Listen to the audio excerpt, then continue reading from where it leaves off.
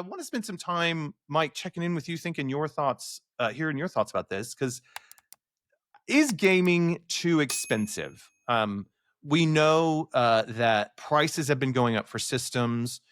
There was the recent announcement this past week that Game Pass is raising its price. We know that the cost for Mario Galaxy 1 and 2, people are unhappy about that. So is gaming too expensive? And I guess my bigger question I want to explore with you, what does that mean for gaming going forward and us as gamers and the habits we're gonna discover? So I guess right off the bat, Mike, is gaming too expensive? What do you think? I would say gaming is too expensive. Mm-hmm. And for some people, it's worth it. But for someone who has no income right now, it's kind of hard to manage it. Mm-hmm. No steady income, I should say.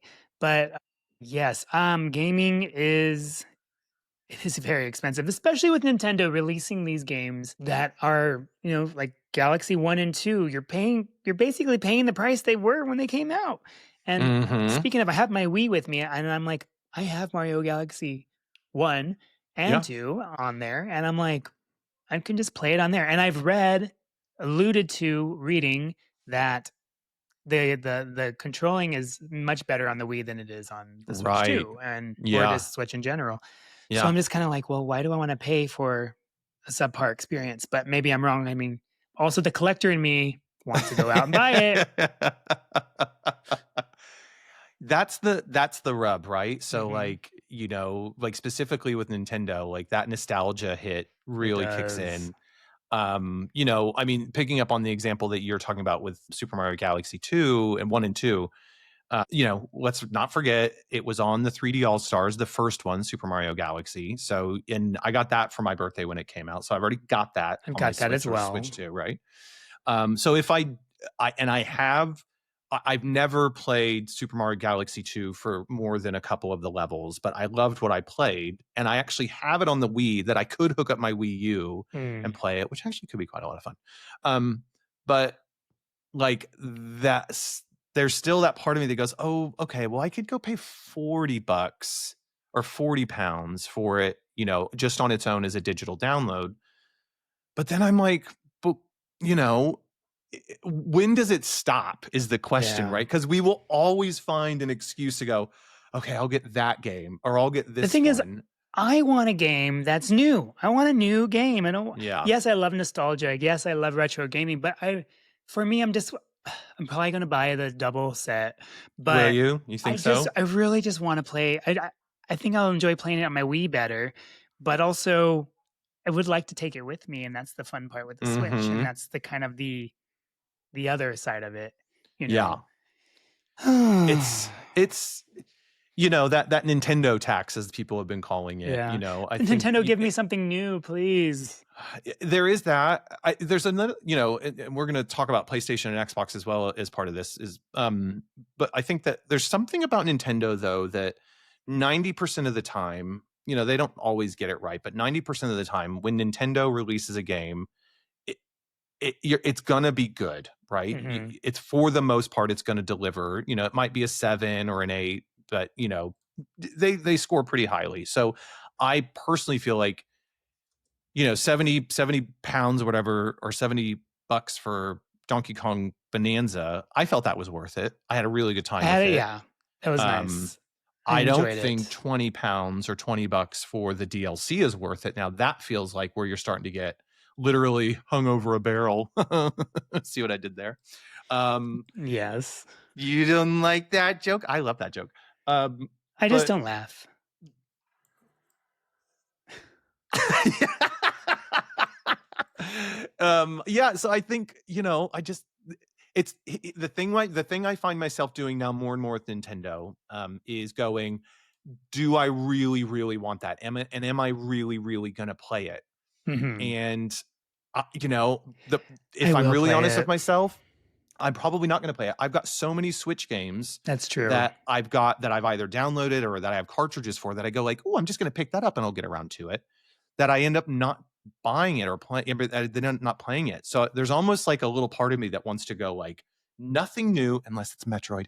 No new friends. No new friends, no new games, nothing new until I've at least completed the majority of the games that I've paid for. Exactly. Because then I can go, okay, I'm not just throwing money away on something that's getting even more and more expensive, right? It's different, 5 years ago when games were not as much and you could kind of justify it. Yeah, my thing with Super Mario Galaxy 1 and 2, the set, I like it. I want to have it. And it's supposed to be a little bit upgraded from the one that we already own, right? Yeah, it is. So Yeah. the thing is, it's not a limited run, which kind of didn't make me want to go and pre-order it. Uh-huh. If That's it was a right. limited run, I would have just done it because that's what I do. And Yeah. however, what's crazy to me, mind-boggling, is Metacritic, the Switch version, has it rated at 8.3, and it's like in the top charts of games right now. I'm like, these are old games, and they're rating like with the newer games up there. Yeah. And I'm just Yeah. kind of like, it's mind-boggling to me that Nintendo could just release an old game and Yes. then it Yeah. be competing with new games that are coming out. I mean, just sidebar, these two games are some of the They best platformers really that have are. ever been made, right? They're so like unique. it's so freaking good. I mean, at least I know Galaxy is. I haven't played all through Galaxy 2, but everybody says it's amazing. So there Yeah. is a little bit of like, they can put their money where their mouth is with these games because they're really, really good. And if you've never played them before, then By it all almost feels means, like yeah. by all means go for it. But I think the majority of people like us, I haven't played 2 as I said, but majority of people either tuning into this podcast or whatever have probably already paid them. So then you're just, you're double dipping for nostalgia and for the convenience factor, I guess, to have it there. But as Yeah. you said, the controlling is not as good as it should be. That's what I've read, and I don't know. I Mhm. mean, you have to try it out for yourself. But I mean, they were made for Yeah. the Wii, and so ideally, you'd want the Joy-Con going like Yeah. because that's how you like do the star thing and collect stars and Well, and in so much 2, that's how fun. you point to where Yoshi should flick his Oh, tongue, right? So it actually becomes a little bit yeah. And now less there's mouse intuitive. controls, and we've already Yeah. discussed this before. Like, it's kind of like you have to have like a whole special setup to even play the mouse controls. But then what I heard is that the mouse controls aren't actually for the one player game only. It's only player 2 who can use the mouse No. control. So what's the point in that? Like, what, you're going to get tabletop set up and the second I player's mean, just doing if I had this? kids, then Maybe, but then, and then you can do the touchscreen, but that's dumb because you have to like take your hand off and do that, and then like do that. So it's just. I mean, it's rated well, so I guess Yeah. I mean they did something right. So yeah, there's that, and I mean, what we still don't know how much Metroid is going to cost. I mean, that's probably it's for the gonna Switch be- 2. It's going to be $70, right? It's going to be The around thing there. too, though, is that they're releasing it for Switch 1 and Switch 2, which is Right. upsetting to me. But Yeah. I again my $500 paperweight. I've just like I'm okay. So I don't think it's going to be like Mario Kart World. It's not going to be an $80 game because No. if it's for Switch 1, they can't. It's not going to No. happen. No, be I think 70. it'll be 60 for the Switch and then 70 for Switch 2, right? With all the Perhaps, kind yeah. of like bells and whistles that come with it. We don't know yet. And then on the other side, there is. Oh, what were you going to say? Go on. Oh, I was just going to. I think you're going to say what I was going to say. Go on. What? Go on. I was going to talk about like the price of Game Pass going up, and I was going to talk about PlayStation. I mean, Totally. it's just expensive stuff happening. So yeah, exactly. So switching over to like the price of the Xbox Game Pass, that was a big announcement that came out of Microsoft this week. When does that happen? Has it already happened? It happens in November. So basically, they're telling people now so that when your November subscription starts at the beginning of next month or whenever, then it's going to be at these new rates. So basically, I've got in the UK. Game Pass is now broken up and this is the same around the world. Yeah, 3 parts. So Essential used to be Core. Essential is £10 a month. Premium is $14.99, and then Ultimate has gone up to $22.99. And they also have the PC only. Yes, they also have the PC only. I had the price up here. It's like in between the first 2 tiers. Yeah, it's like exactly. And in the US, it's like £16 or something. Exactly, yeah. And in the US, Essentials $10 a month, Premium is $14.99 a month, and in the Ultimate is up to $30 a month. So, like, that is a little steep. And most people want the $30 the Ultimate one because that's when you get the day one releases like South of Midnight that we got to play, Claire Obscura, all of that. So you're getting the really good like. I don't care about day one releases really because I have so much backlog. I mean, and that's the point here, right? So people like when you get up to $30 a month, that's a whole different ballgame mentally where you're going, hold on a minute. How much am I actually using this? Like, what's the value in this? Like, if you then add that up over the year, that's like something like 300 and what, 60 or $390 a And some year or people don't even something like play that? that much worth of games in a year, Exactly, right? So this what is now a perceived value is actually like super it's actually really and you don't expensive. ever own them. Don't ever own them. And really, how many of the games are you actually playing? So you start to go, okay, let me do the math here. If I buy three $70 games and play those a year, that's what, Uh-huh. $210 or 210 And I pounds can or go whatever? back to them anytime I want to. Anytime you want, anytime you want. And actually, then what you aren't paying for is all the fluff that you don't use because there's all the games you have access to. But if you're not And you using can it, also recoup some money if you've like, I'm done with the game. I'll never play it again. I'll sell that's it. it. Yeah, totally. So I just think Well, for like me at least, because I even buy it physical. So yeah, that's true. I mean, I'm still happy to buy digital because at least I know I've got them and because on Game Pass, like they'll remove games after a while, right? So you oh, okay. could be in the middle of something and they'll be like, that one's done, like Netflix What? does, right? Yeah. Well, yeah, because they license them for only so long on their system or on the service before you can No like, me you know, gusta. not the Microsoft games. I think those pretty much stay on, but Oh, like okay. other third party games and stuff. Um, and I mean, look, so there is like what was the kind of best value in gaming Game Pass, right? It was this magic version of going like, I've got all these games for it used to be like a year and a half ago, like no sorry, like just about a year ago, it was only like $17 a month. It's now up to $30 a month. And I just think like, what are they thinking over there? There must be like, They're struggling. well, so after this happened, um, the number of people that went on to cancel their subscriptions actually I was crashed about to say, the just subscription like when Disney website. Plus, with Disney Plus, how Yes, people try to cancel it, just crash the website. they couldn't do it, and it just goes to show you that like it feels now like this is going to be the test, right? I think they've been upping the prices little by little and more. It's that boil the frog analogy, Hmm. right? You do it little by little. We don't really think about it. We're gamers. It's a passion tax. We love doing it, like blah, blah, blah. But then I feel like this is the one that people are going to go like, that's enough now. I, I'm not doing that. Like, that's just too much. I don't Yeah, and know. plus we're I not mean, making more money, so it's mm-mm. like, come on now, Yeah, and like the cost of everything is high, right? everything Groceries, just everything.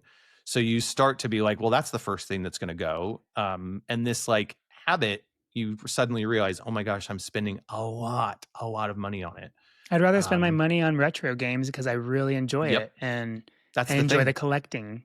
Yeah, and you make a really good point there, Mike. Like, the, I love Game Pass for the discoverability, right? So Hmm. we reviewed South of Midnight earlier And I this loved year. it. Loved it, and I I would have probably picked that up normally, but And it the wasn't that fact that expensive some of normally these either. right, but the fact that these games show up on Game Pass, it allows me to discover stuff more. Like I Exactly. have played a lot more things, even if it's been for 2 or 3 hours, and I go, okay, cool, I got the chance to play that. But I wouldn't have done it normally because I'm really discerning in terms of going like, am I if I spend my hard-earned money on that, am I going to play it? Yeah, But now the point you raised is it's like, well, now with especially with how expensive it's are, it's like only spend your money on things you're going to play, right? hmm, Don't just like throw it away on services that you just only use it if all you do is play Game Pass, right? And that's the only thing you have, then actually you've got really good value your money and you can like churn through 10, 20 games a year, then it's paid for itself. for sure. But I don't know how many people play like that. I don't know. Yeah, Um, we've also got like the costs of the systems going up. Like the probably the cheapest way to get a PlayStation right now, a PlayStation Pro is it's secondhand. 700. Yeah, no, well, secondhand maybe. Oh, Yeah, there's like a in the new PlayStation coming out. So supposedly there's like a with more save data, right? More Oh, no, it's the other way around. So this is what oh happened. less. So the PlayStation Pro came out. It is now, if you want it with a disc, it costs £749 with the disc, or in the US, it's $749 plus another like 80 for the disc. So you're talking about over $800 for a And then system, tax on top of that's gonna be and like tax on top of that. over a couple $100. And then they PlayStation. So that's for the Pro, like the tip top most like technical console that you can ever get. Um, they released a new not a new version, but a new SKU, a new SKU basically of the PlayStation 5 in Europe. And instead of raising the price, they lowered the amount of memory that's in it. So it's not Okay. 1 TB. It's now down to like 825 That's what I gigabytes. read, yeah. Yeah. So shrinkflation's happening on our systems. We're typically 5 years into the life of a system, they're cheaper. You remember when like Mhm. GameCube was $99 after Oh my like being god. out for 3 years or whatever, and you have all these great games to play. It's just, and the most expensive Xbox, the Xbox that came out 5 years ago, those prices have all gone up, and the most expensive one is £589 or $799. I And can't you even just, compute. it's coconuts. It's absolutely coconuts. Uh, what does this mean for what do you think? What does gaming look like? Let's just do a little thought experiment It here, is an Mike, right? What extreme does gaming look like in luxury. 6 months and in then like a year or 2 years time? Oh god, I don't know. I think there's gonna be a lot of pirating. There's gonna be people are gonna figure out how to play these games without paying for Yep. it because it's too much. It's too hard, Mm-hmm. and, I the thing is that people make money on the games they buy, right? I mean, the Yeah. companies will make money. They'll sell a console at a loss in order to Mm-hmm. how it used to be at least. The console be super affordable, um, or the same price as the last console was when it first came out, and you're like, oh wow, that's great. And then they make money on the games, and then this is how they recoup those losses. Right. And It's it's like just the not happening razor like and the that anymore. shaver kind of concept, Yeah. right? Oh my Yeah. god, that's so expensive. Yeah. Um, but it's like that's just not happening anymore. It seems, and I don't know where it's gonna go. I think you bring up a really important point that more pirating is just going to be the way it goes. It's inevitable. I'm not advocating for piracy. Like I'm not saying But this is where people I'm are not getting putting any pushed judgment. to. Exactly. I think another aspect of it that is, if you look down the road, like we know that the console market's not growing, and that's probably why they're trying to milk as much money out of these systems as they can.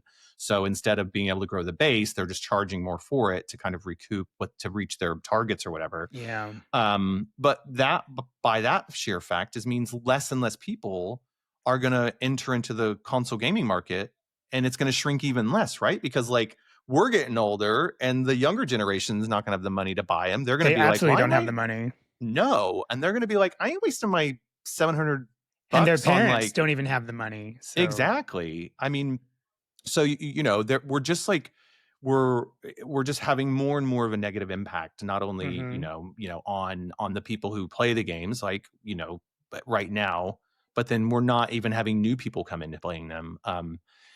Another aspect, so I had the opportunity this week to go to so GameIndustry.biz, one of the leading industry news and industry newspapers or websites on gaming over here in the UK. They run what's called the HR Gaming Summit, and it's basically bringing all the heads of HR from the different studios around the UK and maybe some more people globally, but mostly UK focused. They all come together and they talk about what do we need to do to run the best studios and help our people and be the most successful and all that kind of stuff. And one of the reoccurring themes is it's already challenging enough to kind of there's been so many layoffs in the gaming industry because of that gluttony that happened during the COVID when all this money was coming in and everybody was playing games and it was like the heyday of gaming for this decade. Um, and so there was a massive thing of hiring. Well, they're now, Hiring and then people yeah, getting more money because their value. I mean, I'm not going to say you're not valued. Like you definitely need to get paid well yeah, because I mean, if you don't get paid well, you're not going to make good games. yeah. And so it's like a double-edged sword too for Uh, us. But Absolutely. So they now are at the place where like, all these layoffs are happening. Gaming is getting more expensive, so less people are buying it. I mean, I don't know the stats, so maybe we know that this is a problem because we're tuned into gaming. I don't know the figures to see how much money the companies are making. Maybe they're actually making enough money and meeting their targets and stuff, but they're reducing their headcount levels. More AI is coming in to help them like create the games and stuff like that. So it's just this really strange like conflux of all these different challenges coming together for the gaming industry that less players are coming in, less people are making games. um, you know AI is starting to help make games, and I was really happy to hear that a lot of the studios, probably the majority of them, were saying like, we will not use AI for art. We want people Yeah. creating art and I stuff don't like, want to so see that weird feels hands. right. All of that, right? Yes, they're using AI in a lot of different ways, but like for the things that need that human creation, most of them are pretty much leaning into that. I'm not sure if that's true for all studios, but the people that were there were saying that. So I don't know. I think you're right. Where do More we go from piracy, here? more piracy, more people stopping playing games. I I will think, say this one yeah, positive note for go on. Nintendo, for Yeah, me at least, is that they they have not really raised their Nintendo Online subscription pass, and it's right. yearly and it's Yeah, affordable. It's like yes, 25 quid a year or something. yeah, And I'm just like, okay, I have no problem paying that. Or the totally. extra pass, it's like 50 or whatever it is. But it's a Yeah, year, and I'm like, it's like a gym membership for me. I'm like, I'll pay it. If I don't use yeah, it, I don't use it, but I'm not really losing much out of it. yeah. And I feel like that's a good thing for Nintendo because, and hear me out, it's like even if people don't use it, they don't care about canceling it because when they do use it, they feel like, oh, I got my money out of it. Mm-hmm. And so like it's kind of like more people are subscribed, so more income, so they don't have to charge as much. I don't know. Mm-hmm. That makes sense. Oh, it I'm totally not an makes sense. economic Yeah. person, but Oh no, I think that totally makes sense, and I and so think you're that's why absolutely right. if I haven't picked up my Switch in like 2 months or something, which I have, but like just saying, like in the past, when between old Switch and new Switch coming out, there was a moment I didn't pick it up for a year, but I still paid Sure. my Nintendo Online subscription. Mm-hmm. So Yeah, so that's interesting because that what you're saying there is that business model means, okay, it's not a huge dent in the wallet. You mhm. pay it once. Yes, you can pay for the sort of base amount that doesn't give you access to all the games consoles on the NSO, but you can choose to pay a little bit more, but it's once a year. You've done it for the year, and actually it doesn't cause that like anxiety of going, "Oh, I've got to get my money's worth. I've got to like Yeah. I'm wasting money or whatever." And I also hadn't they've thought been about that. That's releasing really new interesting. stuff Yeah. too. Like there's Mhm. still like slowly, but they Yeah. have been giving you more stuff like new GameCube games, Mhm. new like Nintendo, I mean Game Boy games, and Yeah. yeah, so it's like it is value. I feel like it is a good value. And yes, Nintendo is, you know, trying to money grab at everything, but this is one part I'm glad they haven't really Mhm. touched. Yeah. I think that's a really good point because, like, when it's secretly becoming one of the best value, like, subscriptions. I'm Because I just glad remember it's when it not first started, monthly. there was so many people going like, "Oh, there's not enough here. There's only like 1 or 2 there's only like 1 game a month or whatever." And then now you look at it and you go, "Oh, sugar, There's a there's like lot. tons of games." I don't know how many, but, it just feels like, yeah, it feels like that. Yeah, that one I could see. So, I if would I'm honest love right for them to now, release some actually like really good games on there, but they yeah, haven't. yeah. Who knows if I they think will? that's licensing stuff, right? Well, yeah, like I mean, like old Zelda games, or I don't know, like not old, but like they did slowly get some, but like Hmm. I can't even think of one right now. I don't know, something There's for, good. for me for me there's the third party stuff like Chrono Trigger. Where is that for the Okay, for the Super Nintendo? On the GameCube, Majora's I'm gonna Mask isn't on there, is there? Majora's Or Mask. was I that can't more of like a remember. do you need I dual think it's screen out for on the that? Nintendo 64 one. No, Okay, that's on the Nintendo 64 one, I 64. think. Yeah. Yeah. Um, yeah, they've got I believe pretty much all the good first party games are out, but like some of those really like important like third party games, I think getting licensing and stuff and all that. Okay. Um, or the third parties just sell them now on their own. They don't want to put it through the system. I think, just to kind of draw this bit of conversation to the close, the last year I got my Game Pass Ultimate subscription by doing like, you can basically, so with Game Pass, you can buy like I could go out and buy 12 1-month cards for Game Pass, right? And add them all, and it will just stack. So I can pay for the year now, Okay. right? And in sidebar, one of the funny things in the US, GameStop, when Microsoft made this announcement, GameStop said, we still have ultimate subscription cards for like $19.99, and they are going to honor that price. So basically, if you want to, you could go in and buy, 300 Yeah. months worth of that for $19.99 and just put them all on your system now, and that will just stay that cost for however long you want to buy. That's So yeah. there's one way to do it. So I did that last year for Game Pass Ultimate. But I'm not, and my subscription ends in December.